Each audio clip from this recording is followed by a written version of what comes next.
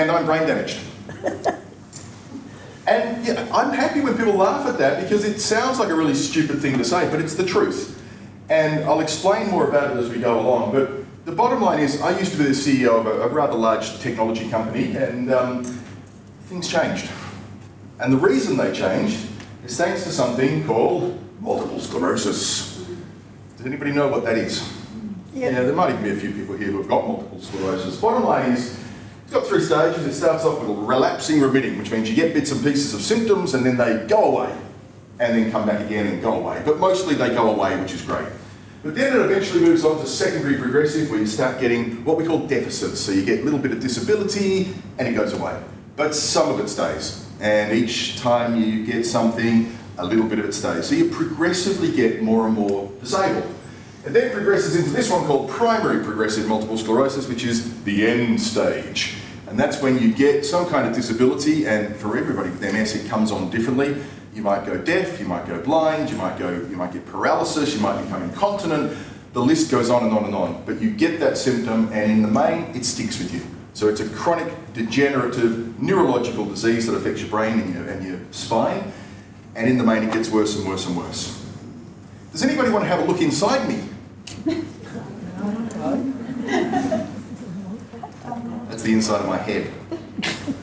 These bits here, it's all supposed to be the same colour. You see all these light bits? That's scarring. It's referred to as lesions. So multiple sclerosis means multiple, many, sclerosis, scarring. So you get many scars in your brain and your spine. Each one of those is in a different part of the brain, and each part of the brain does a different function.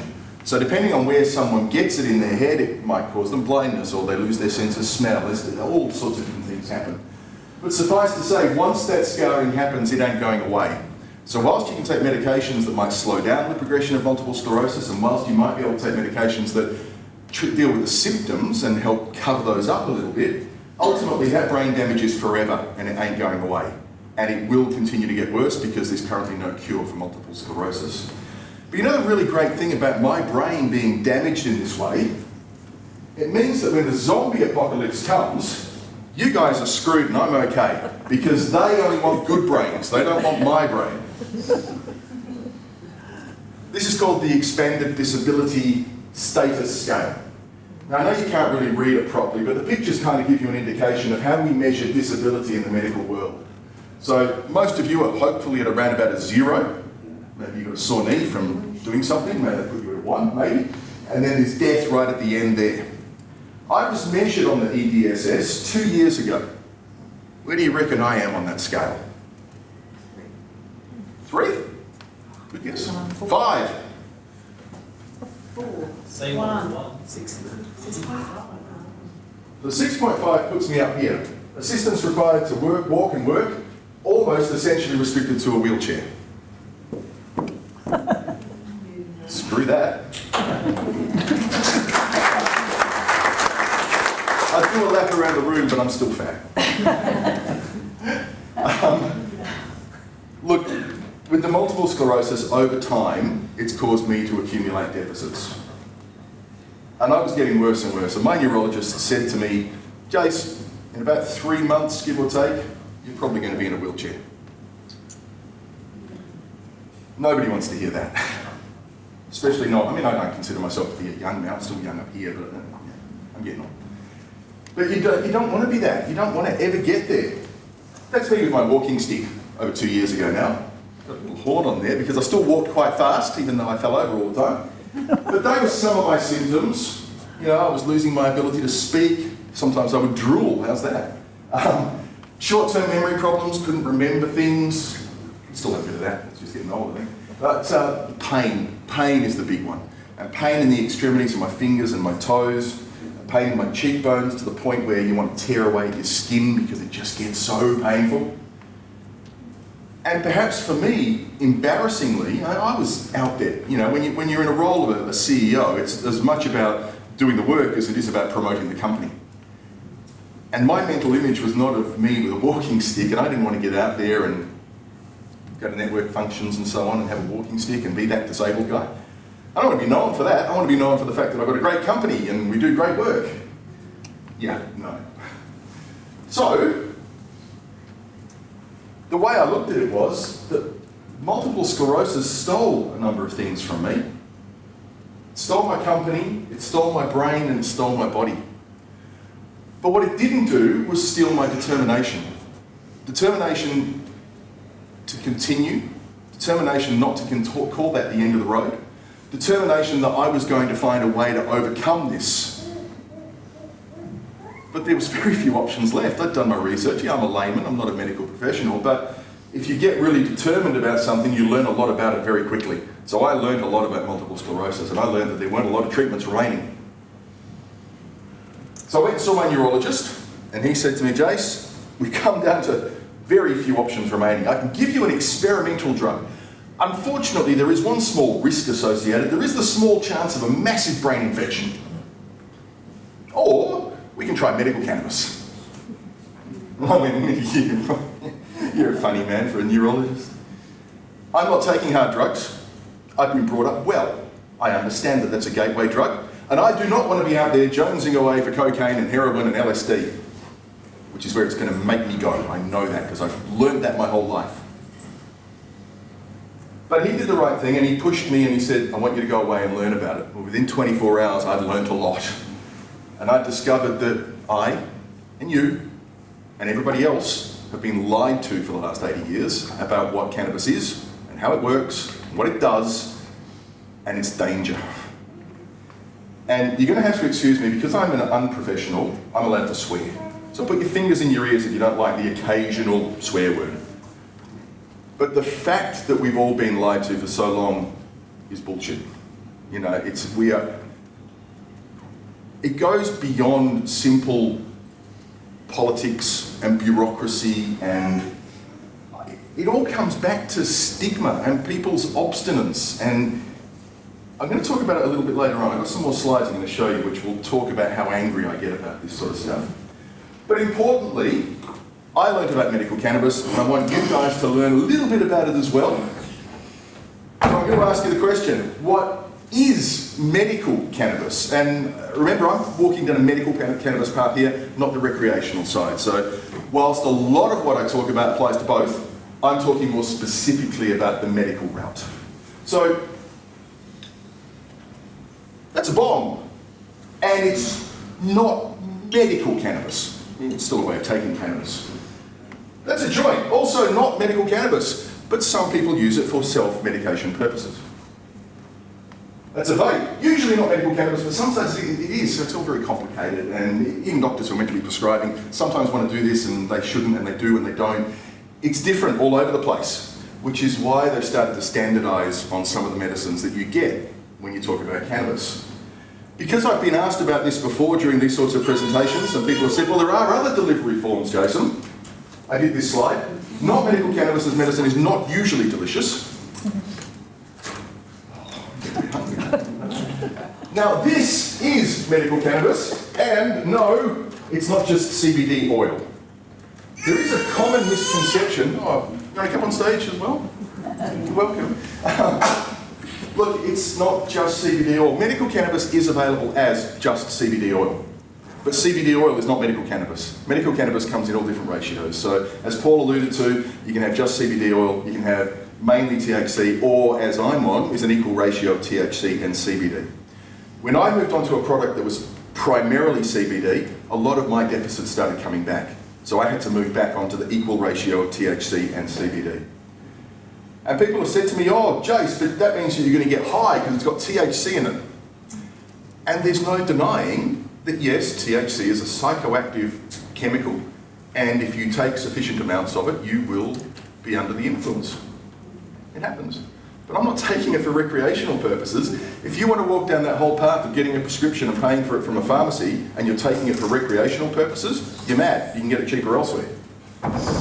Paul showed a slide just before, which I'm going to quickly skip fast because embarrassingly it's very, very similar. There we go.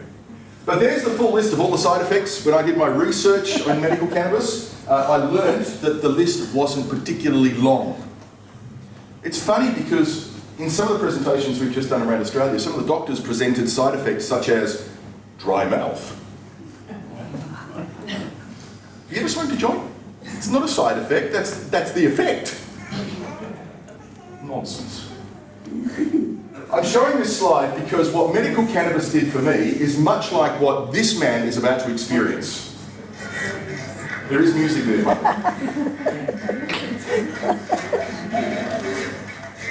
There we go. And you know what? You laugh and you titter, but that feeling of no longer having to use a walking stick for me was world-changing. Now I want to put a condition around everything that I'm saying. Much like ordinary medicines, medical cannabis will not have the same effect on everyone like it has on me or it has on the person sitting next to you.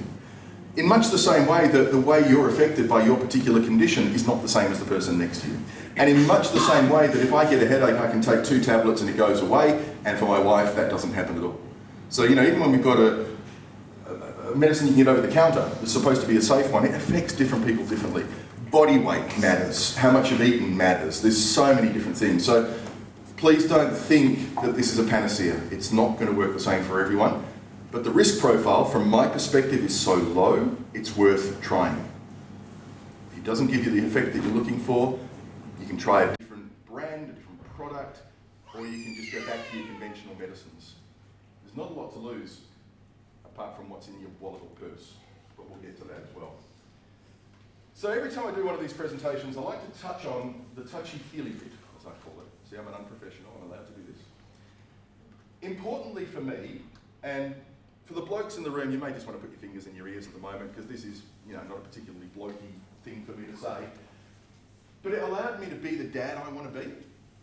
Because there's nothing wrong with being disabled, obviously. But when you have been an able person and you've rapidly become disabled, your mental concept of who you are and what you can do and the dad that you want to be changes so rapidly, it actually brings on psychological symptoms that aren't the result of your underlying condition. So I was becoming depressed as a result of not being able to be the dad that I always dreamt I was going to be. But just as importantly, being the husband that my wife married. Now, again, I know that she would stick with me through thick and thin, but she didn't sign up to look after me as a disabled bloke, and frankly, I didn't want that because your pride gets in the way. So when I discovered that there was something that I could take that could, for me, bring me back from the edge, again, it changed everything because quality of life, let's use that as the phrase. Because it was no longer just about my health, but it was about my mental health and it was about my family. Just a complete sphere of quality of life. Really, really important stuff. But also allowing you once again to be the person that you think you are. We've all got a self-image of what we are, and when you look in the mirror, you kind of go, yeah, that's me, that's what I look like. But when you've become disabled quite rapidly and you go and look in the mirror, oh my God, I look like E.T. It's just, you know, it really destroys who you are.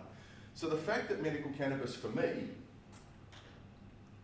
gave me my quality of life is why I volunteer to be part of this organisation and go around giving my time away for free now. I used to be a highly paid CEO and now I do stuff for nothing. But it's so important to me that I do it because, number one, I want to be talking to people like Colin, who has far more influence than I've got, to be able to get things changed, to make access easier, to help us get the price down so that more people can afford it. There are so many impediments in the way to this, and it's all based around stigma. And that's why it's so very important that I do what I do, that Charlene and Paul do what they do, that Trish helps me with, you know, everything that we do here as well, and that you guys come along to these sorts of sessions and then take the message back out to all your friends and family, and even bigger than that, go to your GPs and demand that they learn about this stuff. And there are some good progressive doctors out there, but there's also a lot of complete and utter numpties that haven't learned anything since they graduated.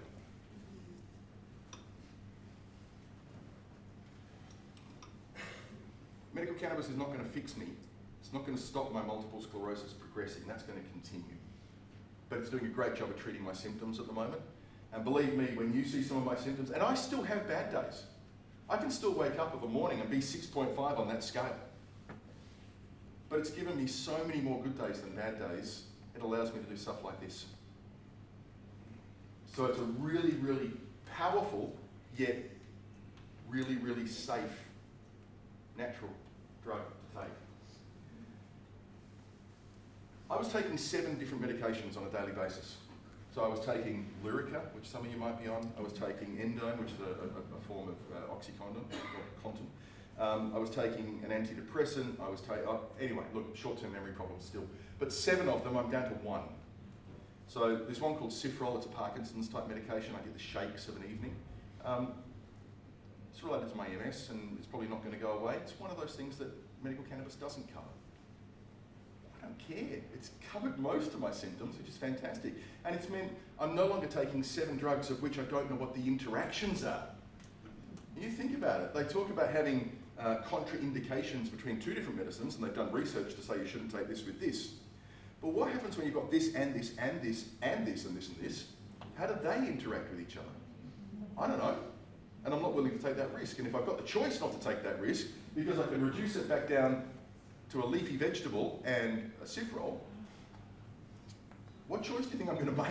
Like any sensible person, of course you're going to try and reduce the amount of drugs that you're taking. Sorry, Paul, destroying his business there. Right. The takeaway from all of this, does anybody know who that is? James Brown. Some of you are very good at this. Well done. Normally, when I press this button, James Brown would do his trademarked... Anybody want to do it for me? I'm too embarrassed. James Brown. Well, very close. Very close. Yeah. Ow! I feel good. So just, oh no, go back. That's too soon. Let's try it. I'm going to play it. You'll hear him, but it's very quiet, which is not normal for James. But you know what? It's not about feeling good. I do feel good. But what's more important out of all of this? He's a good looking lad. That was me about 20 kilos ago. The real takeaway from all of this is not that I feel good. It's that I feel much less bad. And that's not just because of what the medical cannabis has done for me. It's also because of what goes hand in hand with that. The fact that I've been able to reduce all those other drugs. I no longer walk around in that cloud, that endone cloud of being totally out of it. The sleeping tablets and everything else that make you feel like an absolute zombie. That doesn't happen anymore. I'm back to being a normal person, as normal as I could have ever been. But feeling less bad means I'm also a better member of society as well. I can get involved in the things that we all like to get involved in, and I'm a better dad, and I'm a better husband. I'd like to think I'm a better presenter, maybe. But this is true, and this is what I get angry about this, so excuse me while I raise my voice. Refusing medical cannabis to any patient in 2019 denies the weight of positive evidence from around the world and can only be attributed to ignorance, stigma, or a lack of compassion. Because there isn't a single doctor around who didn't make that commitment to do no harm and to try and make people feel better.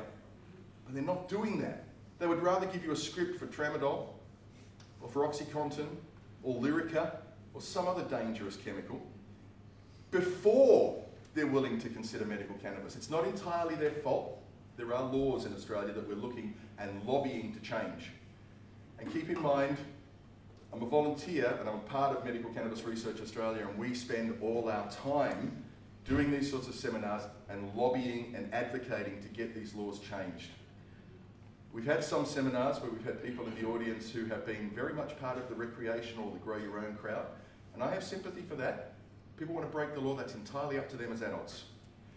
From my perspective as someone who has a compromised immune system, I need to make sure that I'm taking something that is of a non-provenance. From end to end, I know how it's been grown, where it's been grown, what its strength is, what its expiry date is, how much I'm taking, that I can get it every single time and that I know what the expiry date is on that bottle. Bottom line is I want someone to sue if something goes wrong. And that's what the medical cannabis side of it is. There is a pathway for people who want to go down the other route. We're not battling that, and a lot of what you're hearing here applies to both. But for me, and for a lot of other people, we have to have that medical cannabis pathway, because that's currently the legal pathway, and what we're fighting for is within that system to get that system changed. That will eventually, like every other jurisdiction where we've seen medical cannabis come along, probably open up the recreational market further down as well. Whether that happens or not, who knows? But today what we're really fighting for is to ease the access for people who have a right to have this product. We all have a right to have it, bottom line. but we also need to be able to afford it. And therein lies the rub. It's hard to get it prescribed, and even once you get it prescribed, it's hard to afford it. They're the things that we need to change. And importantly, this whole advocacy and education mission that we're doing, you can actually help with. Don't worry, I'm not going to ask for your money. What I'm suggesting is that if you have social media, if you have friends and family, at MCRA we have a Facebook page and we generate a lot of content every day and we curate a lot of content from around the world. And if you can help spread that message, you'll be doing me and yourself a big favour. I've been Jason, thank you for hearing my story.